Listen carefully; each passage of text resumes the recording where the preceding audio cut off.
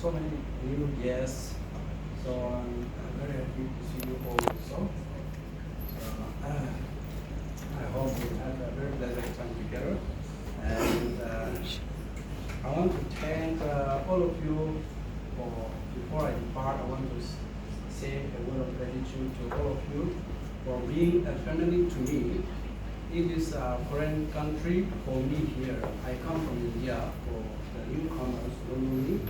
So I've been here for the last 3 months, and till this time I'm far away from my family, and so all the SEC members have been my family, my brothers, my sisters, and like that. So they have given me the sweet companionship of the warm family. So I didn't feel alone or bored. So I want to thank you all for that, and also for your kind cooperation and help and guidance in many things when I'm down. So I have learned a lot of things from you also.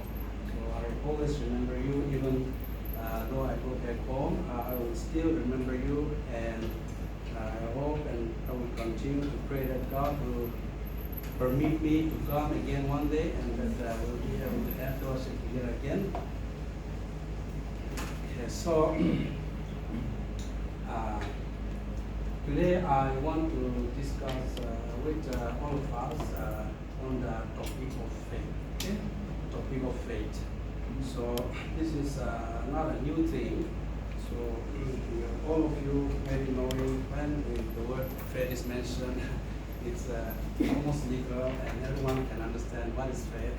So, but I just want all of us to look a little deeper into this word today and how it applies to our lives today. So we'll discuss a little bit about this faith. Faith is actually very important in our Christian life. Without faith, all our activities will become empty. Like we may go to church every day, every Sunday, we may contribute in tithes or participate in church activities, but still if you don't have faith, your efforts will become useless. So faith is the most important thing in our Christian life. So we need to know the nature of faith and how to apply it in our lives. So I want all of us to think together, and as we discuss through, let us try to understand better the concept of faith and how to apply it in our lives. Okay. So the word faith, we will look into the book of Hebrews. We'll look into the book of Hebrews to see the definition of faith. Let me give a little introduction to the book of Hebrews. This Hebrews is written to the group of, so to say, Jewish Messianic Christians in the early Christian period. They were being persecuted because you know that the Jews do not accept Jesus Christ as the Messiah. So when these Jews accept Jesus as the Messiah, they will be even looked down by their own society also. And on top of that, the Roman government was persecuting the early Christians at this time. So the book of Jews was actually, Hebrews was written to encourage them and inspire them and to continue to give them hope so that they will not backslide and go back to their old faith of Judaism. Okay? And this might be possibly, probably written to the Jews, Messianic Christians who were living in Italy at that time. So the meaning of faith is given like this in the book of Hebrews. Now faith is being sure of what we hope for and certain of what we do not see. So this is very clear. It's we can take literal meaning also. So being sure of what we are hoping for. That is very explicit, isn't it? And certain of what we do not see. What we do not see is probably referring to the life after death. Okay? The existence of God, existence of angels, heaven, hell, Satan, all those things we will not see, but we have to be sure of that, certain that it exists. That is what is meant by faith. So, so that is the definition as given by the book of Hebrews. Now, I want to discuss on our modern day, like the present day, how faith applies to our life. Okay?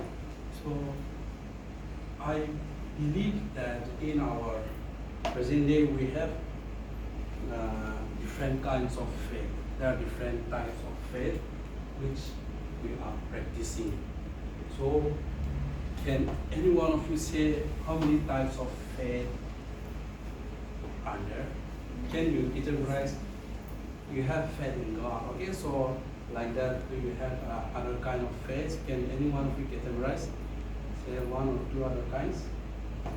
Okay, to save time, I won't spend much time. I believe we have two types of faith, okay, two categories. And in my observation, one category is the faith to get something from God, the faith to receive in this worldly life. When we need something, we pray to God and we hope that we will get. We have faith that we will get, we will receive. That is one faith. And the other faith is the faith for salvation, which will come after our worldly life. So those are the two types of faith that we have.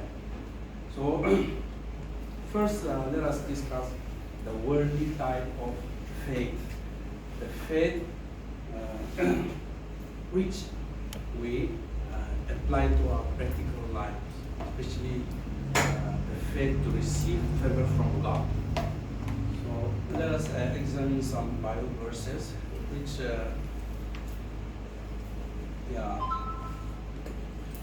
can you go to the next one? Yeah, okay. So these are the Bible verses which are referring to, which tell us how we can receive favor from God by putting our faith in God. So these are the verses, and the last from verse 6, number 6 to 8, this part is for the salvation part, and this part is mainly referring to the faith for the worldly life. So let us see the first one, faith to please God. Faith to please God. Without faith, it is impossible to please God. This is given in Hebrews 11:6. Okay, so with faith, you can achieve a lot of things. With faith, you can receive favor from God. If you have faith, you can receive worldly blessings like any kind of things from God. You can receive healing from God if you have faith. Your financial problems also you can be solved by God, or like that. There are many things which we ask and we can receive it through faith. Okay, so for that I want to discuss especially these verses. Let us look at the first verse, Hebrews 11:6. Faith to please God. It is said that without faith it is impossible to please God. So this means that if we have no faith in God, we can never please God. And if we want to receive the things from God, then we have to please God. If God is not pleased with us, how can He give the things to us? This morning we have collected a lot of prayer points, and we have faith that we will receive those things which we have asked from God.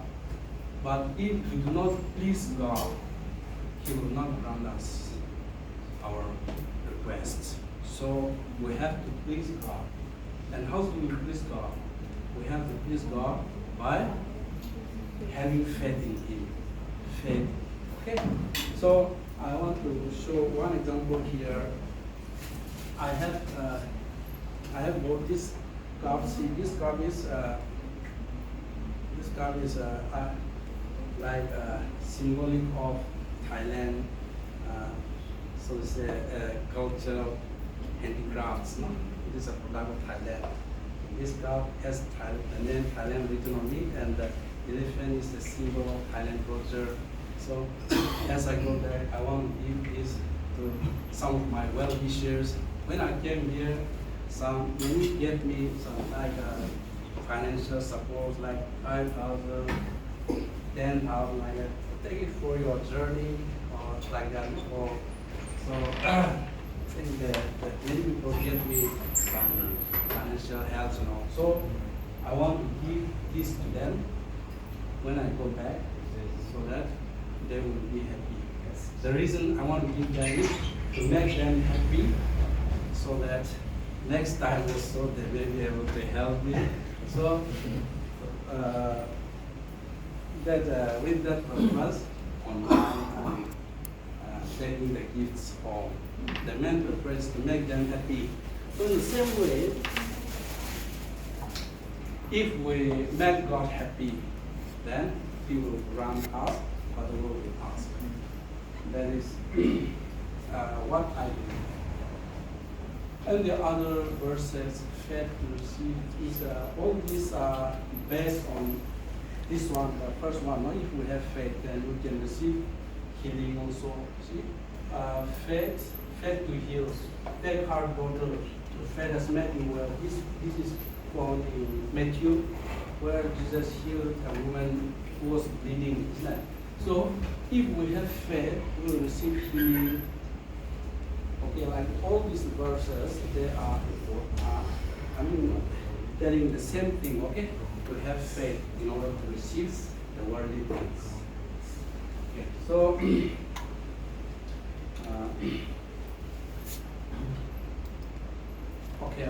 have when we ask God, we have sometimes we approach God in a wrong way. Can you please show that? Next slide. Next slide. Do you want to see? No, not this one. Here, this is the two ways of approaching God to receive favors from God for our worldly life. In this case, the guy is asking for the car, and see, this guy is focused on this car. All his attention is on this car, and he is just praying to God to give him this car. His faith is mostly focused on this one rather than God. He is using God as an agent. His faith is materialistic, for materialistic purpose. He is believing in God. So this is a wrong approach. Whereas the other guy is putting all his faith in God, and his focus is on God. And God knows what he needs. So God gives him the car. So like this, that way is the right approach. What the Bible tells us that we have to put our faith first in God, and then He will grant us the things. Okay, then when we put our faith in God, and when we ask the things for our worldly life, there are two cases. Some meet with success, some don't meet with success. Some prayers are answered, some are not answered. That is the truth. And I see that there are many stories of people who have asked God and received from God what they've asked. Some people were very sick and about to die, and they go to prayer houses and they get healed, where they were told that medical facilities have failed. Okay, so like that, there are many stories, success stories of faith. Okay, and even me, I have my own success story. I didn't get a job for many years, and I was praying to God, and at last, when I was 50 years old, God gave me a child and one son.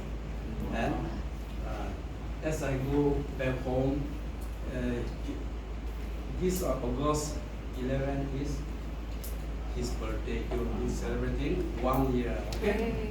So that is how I have also experienced our faith. Apart from that, I